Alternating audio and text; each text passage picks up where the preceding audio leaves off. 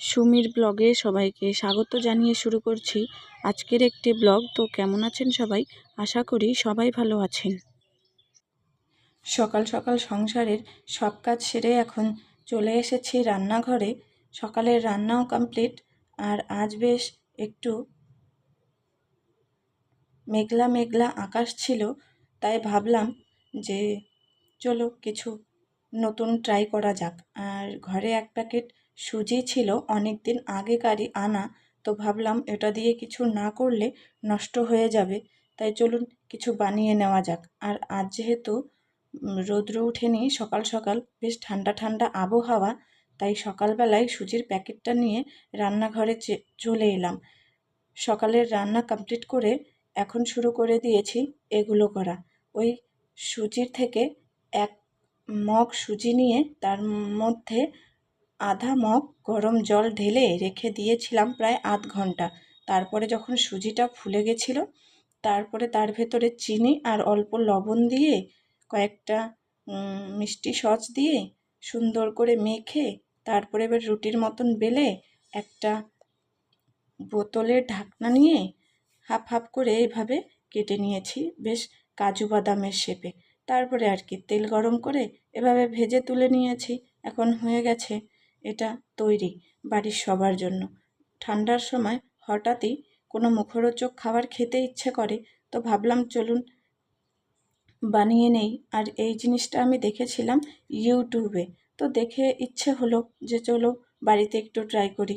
তারপরে এই যে রান্না শেষ করে এখন সকালের খাবার খেতে বসে পড়েছি। আমরা সকালবেলা সাধারণত ভাতই খাই, আমাদের আবার ওই সব রুটি টুটি বানানোর টাইম নেই। আমরা গ্রামের লোক তো তিনবেলা ভাতই বেশি পছন্দ করি। তো আজ সকালে রান্না হয়েছিল কোয়াশ ঘন্ট, ভাত আর লাউ দিয়ে সয়াবিনের তরকারি। তো এই যে বাটিতে আমি সবজি নিয়ে নিয়েছি। সচরাচর আমি বাটিতে সবজি নেই না, কিন্তু আজ আমার বরকে দিয়েছিলাম এই বাটিতে, তো দেখলাম অল্প সবজি খেয়েছে আর একটু বাটিতেই আছে, তো ভাবলাম এই বাটিতেই নিয়ে নিই। আবার একটা অন্য কিছুতে নিলে সেই জিনিসটা নষ্ট হবে, সেই ধুতে তো আমাকেই হবে। তাই ভাবলাম একটা যখন এঁটো হয়েছে তাহলে ওটাকেই এঁটো করা যাক। তারপরে আর কি খাওয়া দাওয়া করে বাইরের সব কাজ সেরে এখন চলে এসেছি ঘরে, একটু ঘরটা গোছালাম। এই যে দেখতে পাচ্ছেন এই বিছানার চাদরটা না কেমন জানি হয়ে গেছে, শরীর ভর্তি বুটি বুটি উঠে গেছে। গরমের সময় শুলে পড়ে না, শরীরটা কেমন জানি চুলকায় আর বেশ ভালো লাগে না। তো তার জন্যই এই কাঁথাটা উপরে পেতে নিয়েছি। আর এই যে কাঁথাটা দেখছেন, এই কাঁথাটা না আমি নিজেই সেলাই করেছি। আর এই দেখুন বিছানার চাদরটাতে দেখা যাচ্ছে কত বুটি বুটি বুটি বুটি। আর এই কাঁথাটা আমি নিজে হাতে সেলাই করেছি। আমি নিজেও কখনো ভাবতে পারি না যে আমি আবার কাঁথাও সেলাই করতে পারি, জানেন। পুরো কাঁথাটা আমার একা হাতে সেলাই করা। আর এই যে এখন প্রায় বিকেল 3:45 মতন বাজে। এখন মেয়েকে রেডি করাবো। কয়েকদিন থেকে মেয়েকে আবার টিউশনি দিয়েছি, তো প্রতিদিন 4টায় টিউশনি পড়ায়, কখনো সকাল 7টায় পড়ায়, কখনো আবার 4টায় পড়ায়।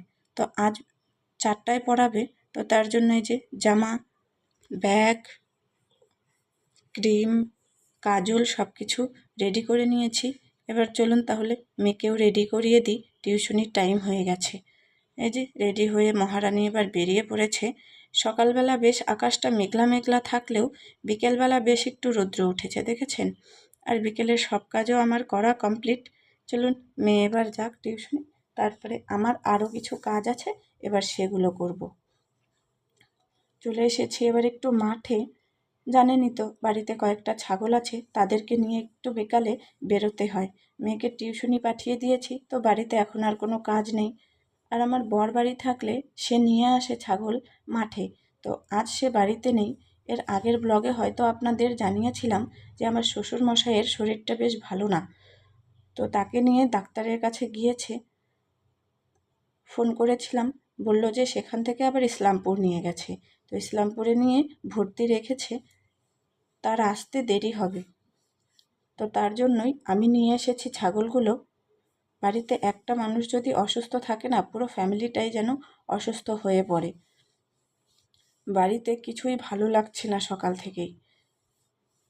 অনেক দিন আগে থেকেই ওনার বুকে ব্যথা। তো বলা হয়েছিল ডাক্তারের কাছে যেতে, বলেছিল যে না, ওষুধ খাচ্ছি ঠিক হয়ে যাবে। তো এখন ব্যথাটা অনেক বেড়েছে। তো দেখা যাক, ডাক্তারের কাছে তো নিয়ে গেছে, এবার কি হয়। কয়েকটা রিপোর্ট করতে দিয়েছে, সেগুলো আজ হয়তো আর হবে না, সেগুলো কাল করাবে। কারণ আজ তো এখন প্রায় 5টা 5:30টার মতন বাজে, আর কিছুক্ষণ পরেই সন্ধ্যা লেগে যাবে। আর আজ হলো রবিবার, সেরকম হাসপাতালে ডাক্তারও নেই। তো তার জন্যই বাইরে থেকে কয়েকটা রিপোর্ট করানো হয়েছে, আর কয়েকটা রিপোর্ট কাল সোমবার কাল করা হবে। আর তার জন্যই কয়েকদিন থেকে আমারও রেগুলার ভিডিও দেওয়া হচ্ছে না। কাল যে ভিডিওটা আপলোড দিয়েছি সেটা আমার আগেই রেডি করা ছিল, কিন্তু আপলোড দেওয়ার আর সময় হচ্ছিল না। তো কাল একটু সময় পেয়েছিলাম, তো তার মধ্যেই আমি ভিডিওটা আপলোড দিয়েছি।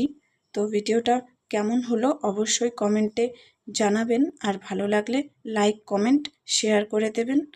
আর অবশ্যই সবাই ভগবানের কাছে প্রার্থনা করবেন আমার শ্বশুরমশাই যেন তাড়াতাড়ি ভালো হয়ে বাড়িতে আসতে পারে। তো আজকের ব্লগটা এই পর্যন্তই, দেখা হবে পরের একটা ব্লগ।